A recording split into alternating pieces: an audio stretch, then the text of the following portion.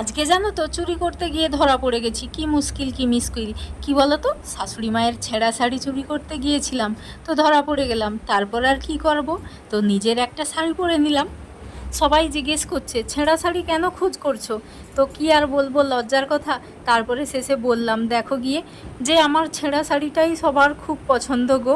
আমি এত ভালো ভিডিও করি তাও হচ্ছে না, তো আমার ছেঁড়া শাড়ির ভিডিওই কিন্তু সবার ভালো লাগছে, তাই জন্যে আমি ছেঁড়া শাড়ি খোঁজ করছিলাম।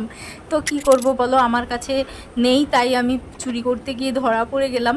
আর সবাই যেখানে শাশুড়ি আর ননদ যা এদেরকে নিয়ে পড়েছে, তো আমি পরেছি কিনা ছেঁড়া শাড়ি, সেটা শুধুমাত্র কিনা তোমাদের জন্য। কি করব বলো, কিছু করার নেই। আর মেকআপের প্রোডাক্ট বলতে আমার কাছে এই কয়েকটা জিনিসই থাকে বরাবর, তো এই কয়েকটা জিনিস দিয়েই কিন্তু আমি সেজে নিলাম। তো যাই হোক, শেষে কিন্তু এই স্ট্যাম্পটা মারতে আমি কোনো দিনই ভুল করি না। তো যাই হোক, আজকেও স্ট্যাম্পটা মেরে নিলাম, তো আমার সাজ কিন্তু কমপ্লিট। ভালো লাগুক আর খারাপ লাগুক যাই লাগুক, তো এটাই পেরেছি। তো চলো ভবিষ্যতে আরও কিছু কিন্তু ট্রাই করব, তো পকেটে একটু টাকা আসুক তারপর। তো তো চলো দেখতে থাকো। তো দেখো এই শাড়ি আর ব্লু কালারটা আমার কিন্তু একদম ফেভারিট কালার এখন, আর ব্লু আর পিঙ্ক, তো দেখো তার একটা কম্বিনেশান করে একটা শাড়ি ব্লাউজ পরেছি। তো যাই হোক, চুলটা কিন্তু আমার একদমই আমি ঠিক করতে পারি না। টাটা সবাই।